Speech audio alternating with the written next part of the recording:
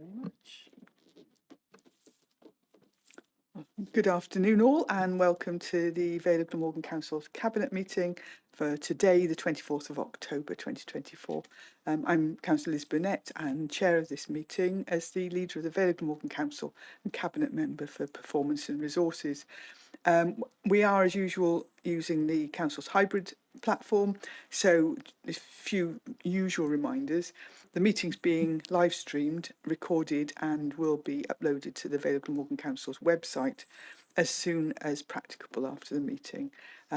We've got people online and in the chamber today, so if you're in the chamber you should ensure that your microphone's not activated, and if you are joining us remotely you should mute yourselves when not speaking to avoid any background noise or feedback. To speak, if you're online, either use the request to speak or hand raise function and just raise your hands within the chamber. We only use the chat function to highlight any technical issues or to attract the attention of the democratic service officers. So with that housekeeping completed, we can move on to the agenda proper, and agenda item 1 is apologies for absence. I have one apology from Councillor Sandra Perks, but I can see that everyone else is either in the chamber or online, so that's fine. Agenda item 2 is minutes of the meeting held on the 10th of October 2024, and I'll move those as a true record of the meeting. And I'll second those. Thank you. And there are no hands up, so that's agreed. Agenda item 3 is to receive declarations of interest, and if there are any, the nature of such interests. I don't believe we've been told of any. No, there were no formal declarations for this meeting. Thank you. Super, and none being indicated now. So agenda item 4 is the first of a number of references that we have today. The first is review of Statement of Principles, Gambling Act 2005 to 2025, or 2005, which is 2025 to 2028. That comes from the Statutory Licensing Committee. That's over to Ruba as the Cabinet Member. Thanks, Liz. This is, as you say, it's a reference from the Statutory Licensing Committee. I think it's every 3 years, according to the Gambling Act, Section 349 of the Gambling Act, we have to, as a local authority and a licensing authority, publish a statement of principles. And as you said, our current one expires at the end of this year, at the end of 2025. So we need to publish our next principles for 2025 to 2028. So a report came to Statutory Licensing Committee last month. There were no changes to policy being proposed there. It's been out for consultation. We didn't have any responses or alterations following that. So this is really a reference to us to then send to full council for full council's approval, so that we can then publish these principles, this statement of principles, for 2025 to 2028. Super. So you're moving that we note the... Yes, sorry, yes. This is just for us to note, because it'll go to full council for approval. Super. We don't, I'm just double checking, we don't have to send it to full council, do we? No. No, it's part of, yeah. Thank you. That's great, and I'm happy to second that. Thank you. Agenda item 5 is a reference from Learning and Culture Scrutiny Committee on the 19th of September. That's the Welsh Language Standards Annual Monitoring Report, and this will be over to Rhiannon as Cabinet Member. Thank you, Liz. So an interesting discussion was had, and some points were brought up that hadn't transpired in previous discussions on this matter. For example, one councillor brought up the point that there is insufficient school transport to take children to a specific Welsh medium primary school, and I have brought that matter up with the school transport team. There was also a discussion about the difficulty in attracting and retaining Welsh-speaking teachers who are prepared to teach through the medium of Welsh. There is a shortage all over Wales for this, and it's not really being addressed by Welsh Government at the moment. For example, there's a training course for teachers through the medium of Welsh at Aberystwyth University, which has just closed down because of lack of demand, which is a real concern. But the Vale is attempting to meet this by applying for and gaining funding in order to train teachers in school on the job, so that we can, rectify omissions and gaps where they occur. So that was quite pleasing, and I think people were relieved to hear that something is being done about this, because we've heard of examples, not within this authority, but certainly I know within Cardiff, there are children who are being taught A-level subjects, particularly sciences, STEM subjects, through the medium of English, because they simply cannot get Welsh-speaking teachers who are able to do that. So we also had a proposal that we host or apply to host the 2029 Erdd Eisteddfod in the Vale of Glamorgan, which hasn't been here for some time. So I have offered to support that what would we call it, a bid. I don't know quite how we're going to try that will go forward, but I've written to officers about that to see whether that can come to fruition. So I'd like us to note those recommendations. The first one about the Erdd and the second one about retaining teaching staff through the medium of Welsh. Thank you. Yeah, interesting, because I know that was 2012, I think it was, that we had the National Eisteddfod in the Vale, hugely successful. So yes, it'd be interesting to see whether or not that's possible. And I know that in recent Welsh Local Government Association discussions around Welsh language education, that the whole area of the challenges of recruiting teachers has been raised. So thank you for that, and I'm happy to second it. So moving on to agenda item 7 and also, agenda item 6 and agenda item 7. They are both references in relation to the same item from Cabinet, which is the annual corporate safeguarding report. So agenda item 6 came from Learning and Skills Scrutiny Committee, and agenda item 7 came from the Governance and Audit Committee. As we have two Cabinet members who both have responsibilities in this area, I'm asking whether or not... I'm happy to start, and then I'm sure Eddie will want to chime in with whatever I've missed out. I was wondering who was going to be the lead and who was going to be the glamorous assistant. So Eddie's got the glamorous assistant. Over to you both. Thank you. Okay, thank you. So again, interesting discussions again. I mean, the talking about school governors and whether they have, whether they're undertaking safeguarding training. Not all of them have. So the point was made that needs to be pressed home, because any governor who has access to a school and therefore is seen as a figure of authority by school children needs to be undertaking that training. We also discussed whether or not all councillors are security checked, have DBS checks and so forth, and we know that all Vale councillors have this, and any Vale councillor that has any responsibility or is on a committee that deals with children, young people or the vulnerable has an enhanced DBS check. So I think that Governance and Audit asked that question, and they were reassured by that. But there's a discussion about rolling programmes of DBS checks, because obviously these need to be undertaken every couple of years in order to make sure they're as up to date as possible. A discussion about how much staff time is spent on implementing safeguarding, because obviously these are issues that arise in all sorts of schools all the time. and it's someone has to be making quite a high level decision about whether these items or events or issues are actually about safeguarding or whether there's something else entirely different, how they should be referred on, how they should be treated and so forth, including prevent training, which is about radicalisation, which of course doesn't now just cover things like religious extremism. It may be talking about political extremism within the classroom as well. So those are difficult issues, and obviously training takes place regularly, and senior staff in particular are doing regular training on this because issues and threats arise differently. Different challenges come up every single year. We also talked about abuse taking place within the home. This is part of the safeguarding, and how often does that occur?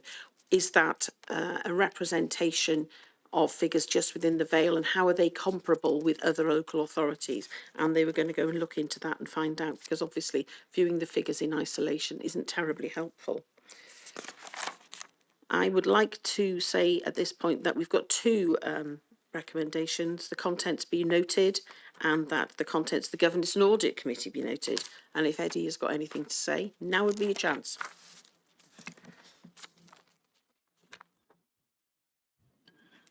Thank you. Yeah, thank you. That was a comprehensive explanation of the report. References. Thanks, Rhiannon. The only addition I'd like to add is that there's a recognition when we're discussing this, it's a corporate safeguarding report. And we also have a duty, don't we, as members and staff, to actually report any issues. And often it's looked upon as it's either an education issue or a social services issue, when in reality it could be any the directorates, housing and the like, and environment. And the report was quite comprehensive on that. And dare I say it, we're in a good place with it, and it's obviously indications with the Regional Safeguarding Board that some of the work that's been produced in here and the report itself is great, and recognising also that the scrutiny members were able to challenge some of the points, and as you say, we'll get some more information on that. So it's I thought it was worthwhile. Thank you. Still need recommendations now, then, isn't it? Do you want to do those? I think I have mentioned them, but I'm happy for you to second them. I have a memory. Yeah, so I'll second. Thank you.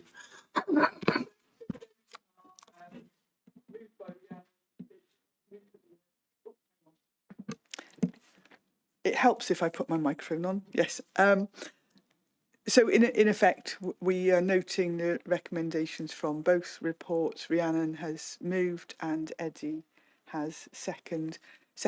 I think it's worth reiterating what Eddie said about safeguarding goes right across the work of the council, and it is a responsibility for us all that if we come across anything that we think is of concern, that we raise it, and we do not ever just say, oh well, it'll be all right. And that actually could be coming across an elderly, frail person in their house at home. It is, it's not all hugely serious cases, but if there are people in need, then it's upon us to make sure that those issues are raised. So thank you both, and those are both noted. So agenda item 8 is a reference from an extraordinary Corporate Performance and Resources Scrutiny Committee on the 2nd of October. This is in relation to the financial strategy from 2025-26 up till 2029-30, and which had been referred to them from Cabinet on previously. So there was discussion about the current figures, or the then figures, for the funding gap that we were facing, and that was looking at that point at about 9.3 million, or 34.5 million over a 5-year period. It says that those figures were likely to grow because of emerging pressures, and there will be reports on that coming forward to Cabinet in the next month or so. Since the Section 151 officer advised that there had been some changes in terms of how things were pulled together, how details were pulled together, but he noted that actually the council is quite a low funded authority, and that in addition to that, we do have a relatively low level of council tax, so it's a bit of a perfect storm there, and it's a challenge that we face. In addition, all sorts of costs are going up. Big pressure is the increase in private rental, private sector rents, which has gone up over 18% in the last 2 years.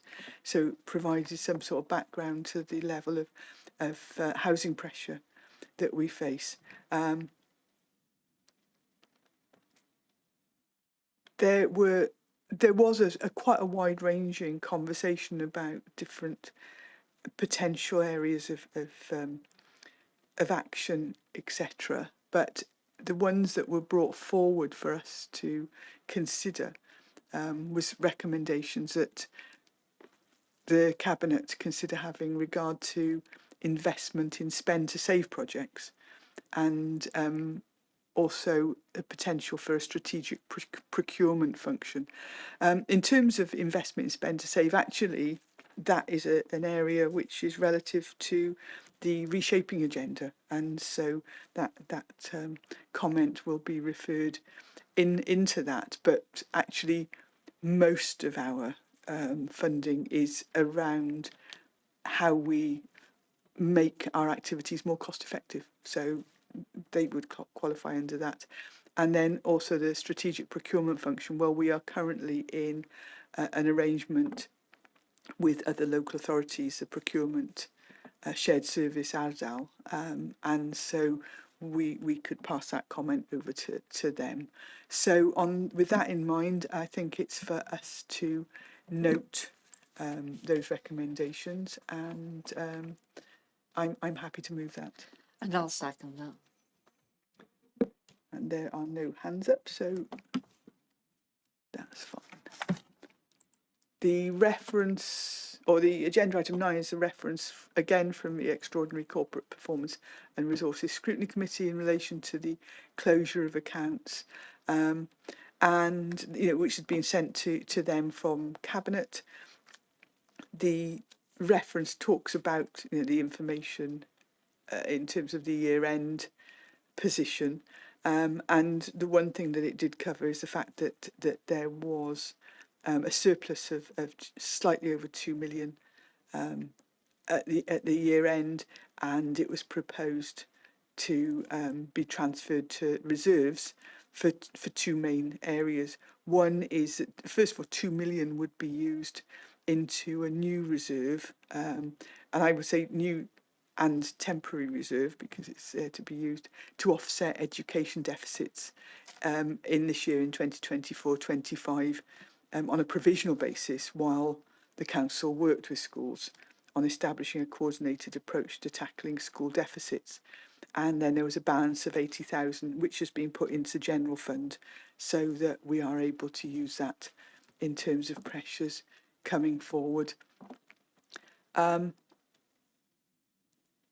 We often talk about reserves, and yes, our usable reserves have reduced in year, although actually slightly less than had been projected. But that was because some of the things that they were due to fund have been slipped into the current year, so that expenditure might go along with that. There was some discussion around the financial position of schools, and there was conversation about the work that the council does in supporting schools, what support we can offer. And while our actual finance team do work with schools in terms of finances, we also offer peer support. And I know from experience that quite often having a school that is skilled in finances sitting alongside another school to work through possibilities, options, how they might finance their provision more effectively can often work very, very well. So that was discussed. There was also discussion of a dedicated procurement officer for schools, and I'm sure that you know that is something that could be considered, although it would fit in with the finance support that we are already offering, plus the fact that procurement is now more and more being dealt with through Ardal. So we'll note that and ask officers to have a look at it. It was also just asked whether or not the use of planned versus unplanned reserves could actually be laid out more clearly, and so my understanding is that the head of finance will look into that and see what is possible when we come round to this report next year. So the comments that the committee made at the meeting, it was recommended that those comments were forwarded to Cabinet, and as I said, that was just that there was a dedicated procurement officer for schools be considered, that consideration be given for governing bodies to be provided with further support and guidance with regards to school budget deficits, and I'm sure that our school-based finance team would be only too happy to help governing bodies to increase their skill level in terms of financing, because it is a huge task that governing bodies take on in terms of managing the finances, sometimes multi-million-pound finances for some of our schools. And that the closure of accounts report detail planned and unplanned use of reserves. So those are the comments of the committee. We'll note those and obviously pass on any queries to the relevant officers. So I'm happy to move that. And I'll second that. Thank you. And again, nobody coming through. So I shall go over to agenda item 10, and we now have a few reports of meetings. So the first one is a report of the corporate parenting panel held on the 8th of July. And as we have the chair of the panel as a cabinet member, it's over to Councillor Williams. Eddie. Thank you, Leader. This report, you'll notice in the report, it talks about the corporate parenting charter, and there was some discussion of it from the members, and some good points were made, and the report talks about that. Clearly, one of the key messages that's come across is that, okay, there's a charter which has come from the Welsh Government and we've signed up to that, but it's what difference is it going to make? It was agreed at that meeting that we would get together as a workshop, but unfortunately we haven't been able to do that. But then we've got that planned in November for the corporate parenting panel to go into detail on how we can actually change, bring this into being for us to follow through. You'll also notice that within the minutes it talks about how many looked after children, and that you can see on there there's 347 looked after children that Vale are responsible for. I just need to add that these minutes haven't been back to the corporate parenting panel, but we've unfortunately missed a meeting in September. But there's no doubt that that they've been screened by the officers and myself. So I'm reasonably happy that if there's any needed amendments, then they'll come back. So on that, I just need to note the report. Thank you. Thank you, Eddie, and I'm happy to second that. Agenda item 11 is the Cardiff Bay Advisory Committee, and I well remember my days chairing that committee, and always look forward to this report. So it's over to Mark, Councillor Wilson. Yeah, thank you very much. We had the meeting on 10th July. It's always the first meeting of the financial year. We have the annual general meeting element of it, and I was delighted to be reappointed as chair And I know that Councillor Neil Thomas, was also delighted to be appointed as Vice Chair. We had a fairly well-attended meeting, and one of the discussions we had was about the timetable of meetings, but also that we have a format where some meetings are hybrid and some meetings are remote, and that will continue. And we had just had another meeting fairly recently as well, which will be put on a later stage.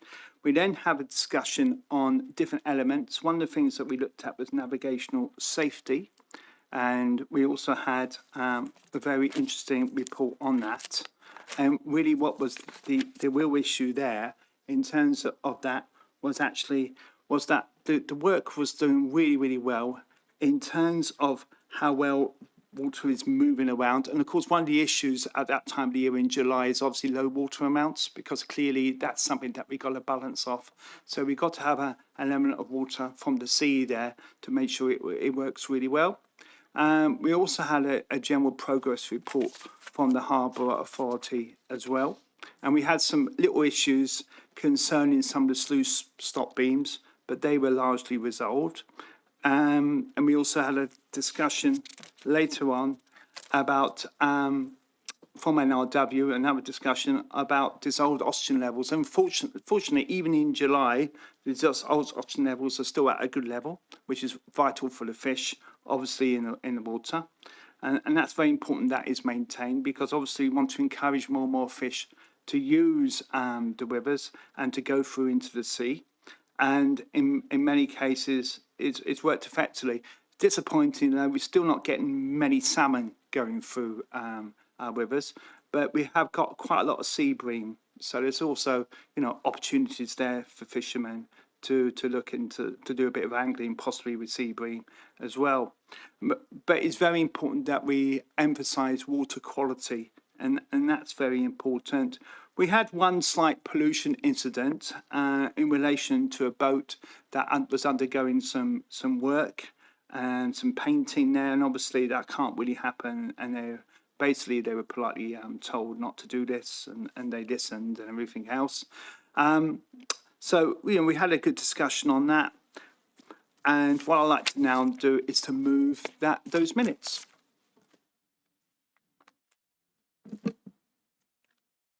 Thank you, Mark. And I'm very happy to second those. Thank you. There aren't any comments. I'm disappointed that I always used to enjoy seeing the comments about zebra mussels on them, but they don't seem to be so much of a problem these days. No, not at the moment, no, fortunately. It's amazing what you get to learn in these jobs, isn't it? Absolutely. So moving on to agenda item 12, that's another report of a meeting. It's the appointment of Local Authority Governors Advisory Panel. And we've got the chair of that panel, that's Councillor Birch. Over to you, Rhiannon. Thank you, Liz. Well, it was a very pleasing meeting, because it's always good to see how many people are prepared to put time and effort into helping out their local schools in governance and so forth.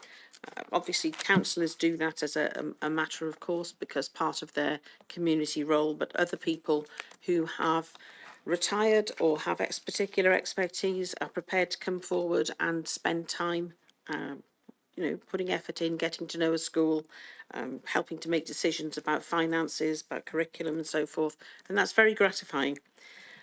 We have virtually no vacancies after the end of that meeting. I think we've got two. A couple of people we approached because they said they'd be prepared to take on more than one school, and they've been happy to do that. So we're very, very well provided with governors. So it was, as I say, a very gratifying meeting. So I would like to commend the decisions that we have made, which are on pages 2 and 3 of that report, so that governors who have been chosen can be notified and get on with the work of training and taking a full part in governing body life. Thank you. Thank you. I'm, again, very happy to second that. And I think that we've already seen from the earlier reports that the huge range of skills and commitment that these governors have, in terms of, they have to understand about safeguarding, they have to understand about finance, they have to understand about school performance. It's not a question of sort of wandering a couple of times a term and have a cup of tea and a nice chat. It's a serious job, and which requires commitment. So I think huge thanks from Cabinet here to everybody that's volunteered to take on those roles. So happy to second, and everybody is in agreement of that as well. Thank you.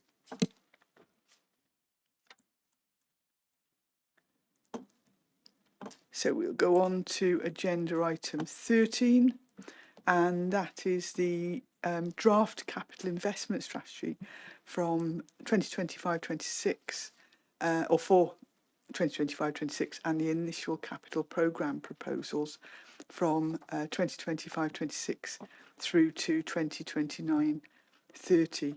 And this is in effect to gain approval for the initial capital programme proposals, so they can be submitted to scrutiny committees for consultation and to set out the draft capital investment strategy for Cabinet members to consider.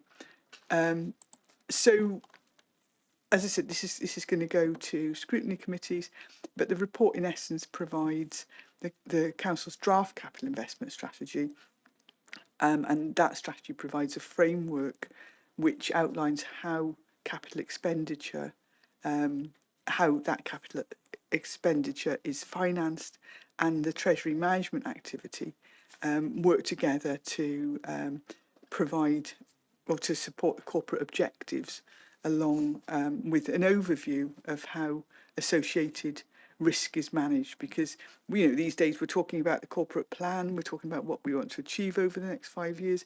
We also have our risk management plan in terms of what things could get in the way of us achieving that, and how does it all fit together. So the report also sets out the current 5-year capital programme for the period up to 2029-30. But I think it needs to be recognised that we're facing significant pressures in relation to price inflation, which has seen increases in the cost of materials and labour.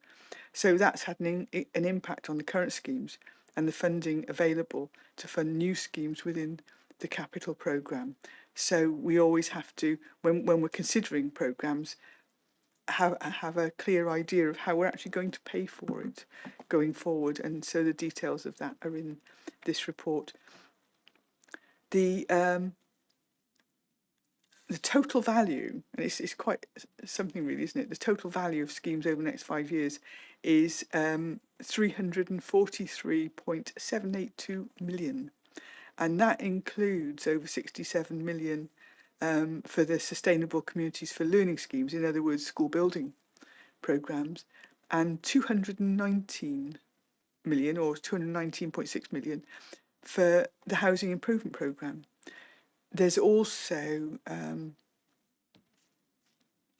9 million for the non-treasury investment strategy, subject to approval of those schemes. So if you have a look, the easiest thing is if you have a look on page 2 of the report, so it's within the executive summary, you've got table 1, which is a summary of the 5-year capital programme, and table 2 lays out actually where we're going to get that money from.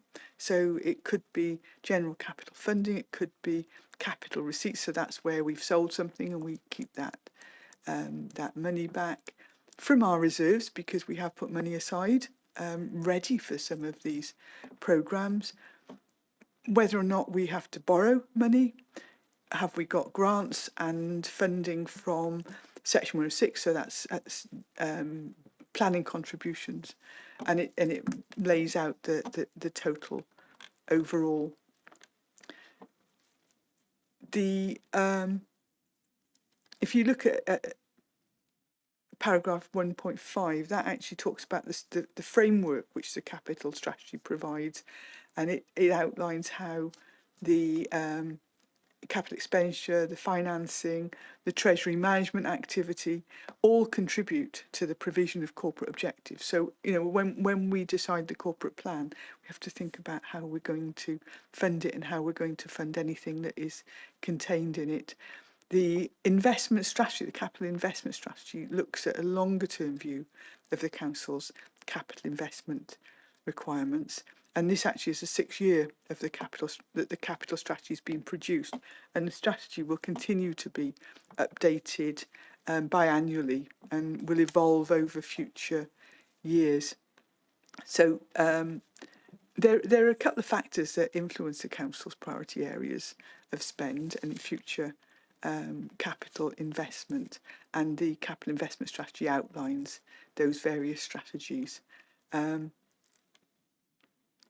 I think we have to admit, though, that it's difficult to predict capital resources over a long period, as at the moment we are advised of capital funding provided by Welsh Government on an annual basis. So, you know, we have an idea, if you look at table 5 on paragraph 2.17, that will say that you can see that the capital income or from Welsh Government is fairly flat up until 2029-30. So that's what we're currently planning on.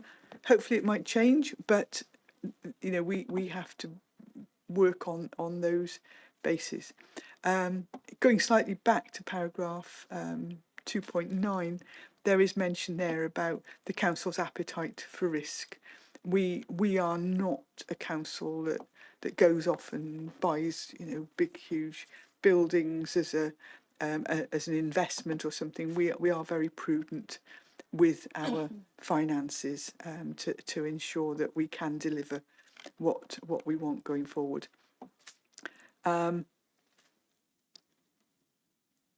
I mentioned earlier about capital receipts, and paragraph 2.21 discusses the projected use and income generated from the sale of assets in the next 5 years.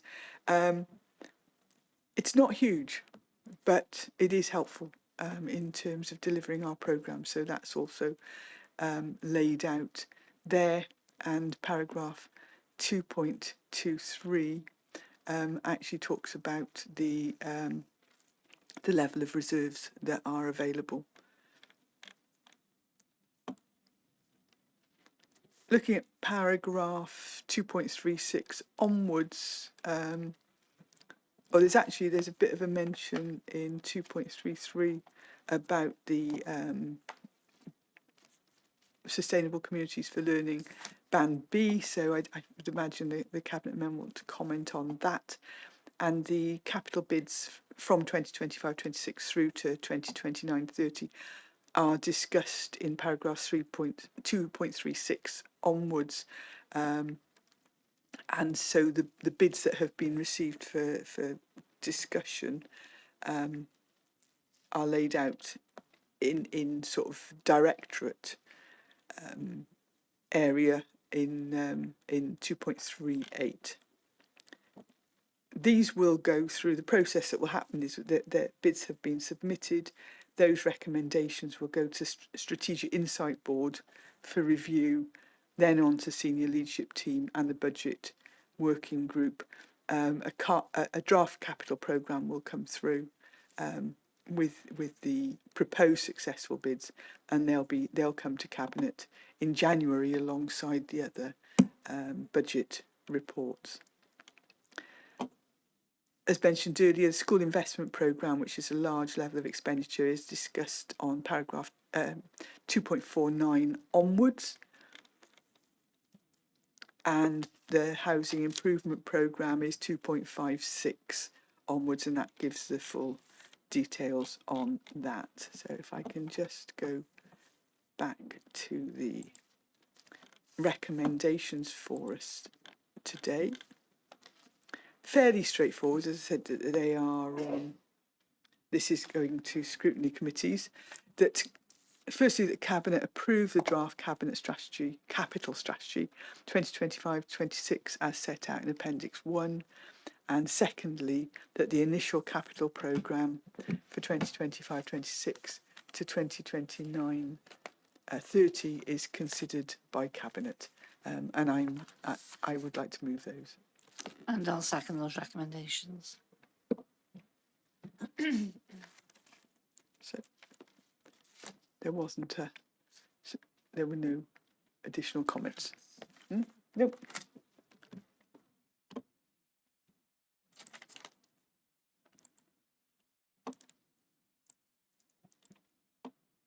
So I think probably the most important report that we have today is from a cabinet member for Neighbourhood and Building Services. It's the revised highway maintenance 3-year resurfacing plan for 2024 to 2027. So that's over to Councillor Wilson. Over to you, Mark. Thank you very much, Leader. I'm delighted to present this report. Just a few things, first of all, is obviously roads are very, very important, but it's not just, I want to emphasise today especially, it's not just vehicles that use roads, but also you've got to also emphasise that cyclists use roads as well as pedestrians use roads and they use pavements. And this report is not just about vehicles and about roads, it's also about pavements, and it's very important to get that balance right, especially when we're going forward in a period where we've got a huge amount of climate change going on, where obviously we've got to be using money very effectively. And so there's been a couple of revisions especially, and I'd like to refer Cabinet to Appendix B in this report. And we're probably sector leading in this, in that we produce what we call a scoring matrix. We did a sort of benchmark study of councils in neighbouring authorities, and we discovered we were well ahead of the game here. And I think one authority, not a million miles from us, would like to sort of emulate our scoring matrix. And that scoring matrix looks at obviously the classification of road, because obviously the A roads have heavy use, and therefore that reflects a higher score factor than perhaps the more less important roads. But nevertheless, all roads are scored if they are poor condition. Obviously, roads need some sort of scanner, so there is technical analysis of how the roads are looked at, and we obviously look at that in terms of a red, amber, green scenario there. Obviously, look at traffic volume. Again, you would expect higher traffic use would give you a higher scoring. We also look at visual assessment as well, so people looking at it and saying, actually, you know, if it's a road which is unserviceable, then clearly that needs to be done ASAP. And obviously we look at the engineer's assessments as well. We also look at third-party claims, because obviously third parties, if they have an issue, then obviously we'll look at that. And obviously for this year, we've introduced in this active travel score as well, because it's very important that we have cyclists and we want them to use these roads as much as possible in the safest possible way, and we put that in the scoring system. We also look at whether they were on schools and public transport as well, and obviously we're looking at previous maintenance costs, and clearly if we spent a lot of money in the past, we're given a higher score. Now the technical maximum score could be 390, but obviously if a road achieved 390, we would do it immediately. Obviously scores will depend upon, so obviously if a score was very, very low, it wouldn't necessarily get done, because obviously it's a low priority. What we got to remember here is that we got, for this current year, we got 2.9 million spent on capital, which is a significant amount of money. And obviously this is without the money that we use for potholes as well. So it's always a balance getting this right, because you can spend an awful lot of money on potholes and thinking actually roads need to be resurfaced. So it's always, it's not, you know, we try to make it as scientific as possible and objective as possible, which is why we use this scoring matrix. But, you know, we also look at a balance against, you know, potholes as well. So, you know, it's important that we obviously look at that. Now, there is other appendices as well, and it just shows you, if you look at the other appendix, especially Appendix A1, you see here, and it's on, I got an A3 sheet, which just shows you the length of it. It's about the kind of roads that we look at as well, and the different sites. And as you can see, there are a lot of scores where we look at, and obviously we look at the ones which are the highest scores, and we give those the highest priority. And, you know, I urge members and residents to have a look at that. And that's for main carriageway stressing. We also have what we call surface dressing treatments and micro asphalt treatments as well. And that's very a cost-effective way of treating roads. That occurs more in our more minor roads, you know, but roads obviously get used. And obviously we get calls for them, and our money goes a bit further then. So we've got a programme already for 23-24, which we've done. We've got a programme which we're doing at the moment, and we've got a programme for next year as well. And obviously the next bit of it is in Appendix 4, we also have footway resurfacing schemes as well. And as you can see by looking at those, they cover the whole of the Vale Glamorgan, all different areas. And as a result, some have we done, some we're yet to do, and hopefully we will do so. But obviously we have an allocation of money for that, but nevertheless, you know, that money, despite it's not a huge amount, goes a long way actually. And I think, you know, I like to commend that to the officers. They work really hard on this, you know, and without their expertise, we will have a lot more claims against the council. And really, they do a really, really good job. So what I'd like to move now is to recommendations, okay, which there are 6. So the first one, that the Cabinet notes the content of revised highway maintenance 3-year resurfacing plan for 24-27 is attached to Appendix A 1, 2, 3 and 4, and in green principled locations for resurfacing works. Number 2, that change the carriageway prioritisation scoring system to incorporate active travel and cycle routes within the methodology be noted. That the number 3, that Director of Environment and Housing Services be granted delegated authority to amend the plan in consultation with the Cabinet Member for Neighbourhood and Building Services if urgent highway resurfacing priorities are identified. And I know that's happened fairly recently. And number 4, that this matter is referred to the Environment and Regeneration Scrutiny Committee for their consideration. And number 5, that subject to no comments that would affect the plans proposed being received from the Scrutiny Committee, the Highway Maintenance 3-year resurfacing plan for 24-27 be agreed. And finally, that Cabinet notes that where locations listed on the plan, the Council's technical officers within the highway maintenance team will prioritise the full extents. However, only partial roads may be completed. So what we're saying here is there will be certain roads whereby we won't do the whole of it. If bits of it are perfect, why do we need to do that? We just concentrate the bits and resurface, and that will allow make our money to go a bit further, and simply to ensure the best allocation of budget and that any material or sound condition is not removed and replaced with new. And I so move. Thank you, Mark. Yeah, it's almost a science. I don't know if it's a science or an art, but it's something that actually tends to grip you when you're an elected member to actually understand how this all works and what the various criteria are and what the point is. I know when I discovered that actually if you've got a crossroads on a bus route, it will break down a lot faster than other areas because of the wheels turning, that sort of thing. So it's important to get those done as soon as they start to break down. So thank you for that. I think the Environment and Regeneration Scrutiny Committee is going to be a very interesting I'm sure it will be. To watch. So I'm very, very happy to second those. I can't see any hands up or comments from anyone. So that's agreed. Thank you.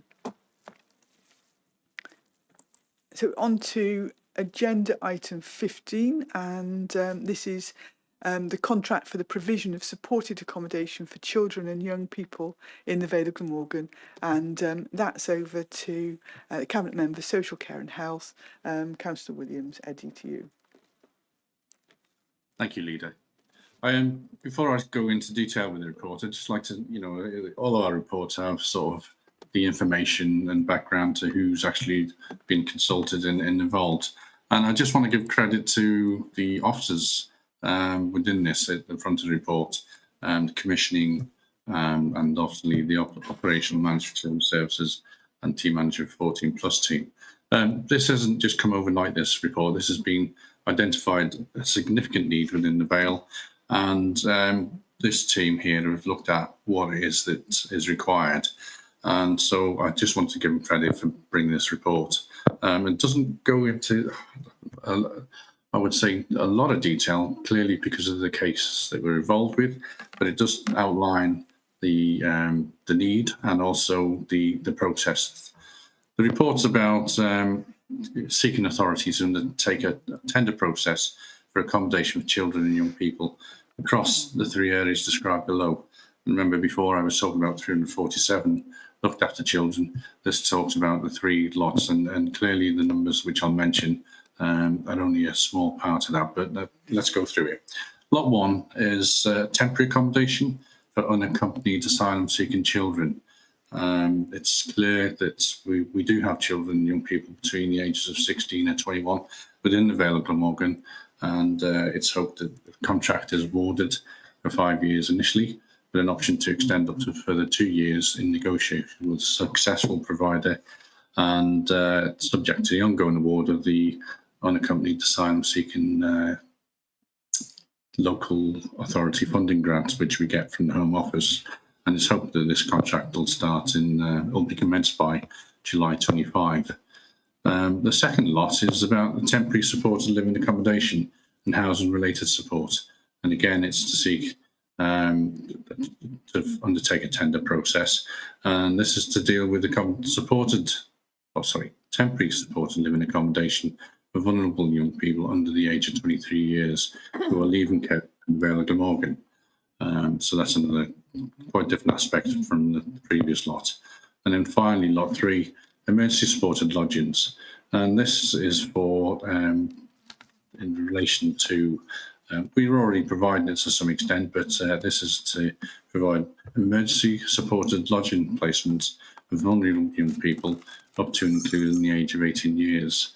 And so those 3 lots, each of them got a 5-year contract with an extension of 2 years, and would hopefully start, well, be commenced by July 25. And if you look at the background of the report, it gives a little bit of detail of what the categories are, you know, temporary accommodation and asylum-seeking children. These are children that have come from the National Transfer Scheme by the Home Office, and they're children without parents to look after them, and so they've been separated from the parents and applied for asylum seeking in their own right. So it's something which is different.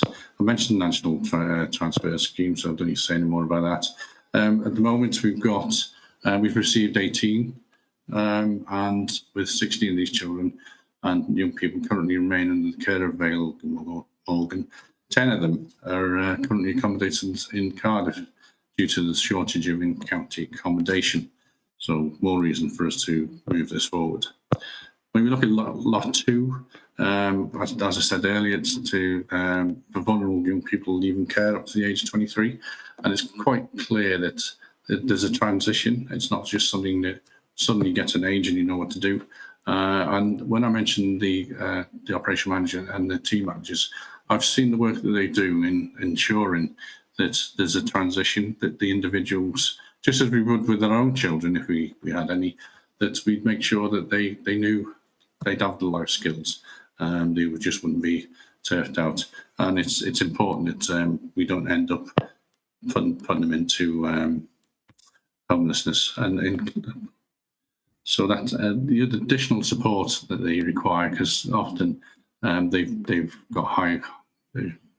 had a lot of trauma themselves, so their needs are quite complex and have overlapping support needs, and therefore there's quite a considerable amount of care required for those. We currently have a service of 2 vulnerable young people, which isn't a lot, but it's something which in the last year we've been really pleased that we've been able to set up this residential placement for these young people, and it's fabulous, and members can already have been offered to go to see those. Clearly, it's young people's homes, so it wouldn't just be knock the door and turn up. It's a fabulous facility. And the lot 3 then is again emergency supported lodgings, and the primary aim of that is to improve the outcomes for the vulnerable young people aged 18 years and under. And it's more about the emergency supported lodgings, and this particularly is to prevent homelessness. And currently, we want to commission a minimum of 30 supported lodging placements. So the needs of each of those lots is quite different. So therefore, that's why the tenders have been separated. I'm just hoping that, well, you've read the report and it gives the details on that. The tendering process is quite detailed and it has included those that use the services, so young people and the like. There's a vet, they get involved in the vetting. I mentioned that before about the tender process, so that's quite useful. Okay, I'll go straight to the recommendations. The Cabinet, recommendation 1 is the Cabinet authorises the Director of Social Services, in consultation with the Cabinet Member for Social Care and Health, to undertake competitive tender processes for the provision of shared temporary accommodation services for vulnerable, unaccompanied, asylum-seeking children and young people, and emergency ported lodgings for vulnerable young people in Vale of Glamorgan. Number 2, the Cabinet authorises the Director of Social Services in consultation with the Cabinet Member for Social Care and Health to award the contracts for these services for an initial period of 5 years, with an option to extend for up to 2 further years following the completion of a tender process. And thirdly, that the Cabinet authorises the Monitor Officer, Head of Legal Services and Head of Finance, Section 151 Officer in the Vale of Glamorgan Council to execute a contract with successful providers. I so move. Thank you, Eddie. That is such important work, and I'm really, really pleased to second this. I mean, it's very difficult to remember going back that many years, but I just don't know. I don't know what it would have felt like to be alone in that sort of circumstances at that age, and it would be inconceivable that we wouldn't try to help. So thank you for bringing this report forward, and please echo our thanks to the officers for their hard work on this. So I said I'm happy to second, and there are no comments from Cabinet, so that is agreed. Excellent. And then our final report for today is relating to the shared regulatory services, and its amendment to the joint working agreement. So that's over to Cabinet Member for Community Engagement, Equalities and Regulatory Services. Over to you, Ruba. Thank you, Liz. So this is a bit of housekeeping, really. Just to give you a bit of background, in April 2015, Bridgend County Council, Cardiff Council and the Vale Council signed a joint working agreement for the provision of regulatory services across our 3 council areas. The joint working agreement then underpins the work of the shared regulatory services, and the SRS Joint Committee, and which includes the SRS Joint Committee, which has representatives from each of those council areas. And it sets out in detail, and that's in Schedule 1, all the matters delegated as functions of the shared service. Now, Welsh Government special procedures regime is due to take effect at the end of November, in fact, under Part 4 of the Public Health Wales Act 2017. Now, its purpose is to create a robust system in Wales for the licensing of practitioners carrying out tattooing, piercing, electrolysis and acupuncture. So this will cover not only the premises, but also the vehicles in which any of these procedures are carried out. So in preparation for the new licensing regime, the council's constitution has been amended very recently, I think at the last council meeting. And as a result, the terms of reference of the Public Protection Licensing Committee now will include the determination of the special procedures licensing matters, which is what I've already talked about. So really the purpose of today's report to Cabinet is to seek a simple amendment to the SRS Joint Working Agreement by the addition of the public health Schedule 1 to the document. So that will just allow those changes. So those licensing matters can then go to public, to our statutory licensing committee. So once this amendment has been agreed by the 3 partner councils, the Act would become a function delegated to the Joint Committee of SRS, and that will enable officers to then be authorised to carry out, those duties. So I have 2 recommendations. The first is that Cabinet approves the proposed change to the joint working agreement under a deed of variation between the partner councils for the provision of regulatory services, and recommends that the same then go to full council for consideration and approval.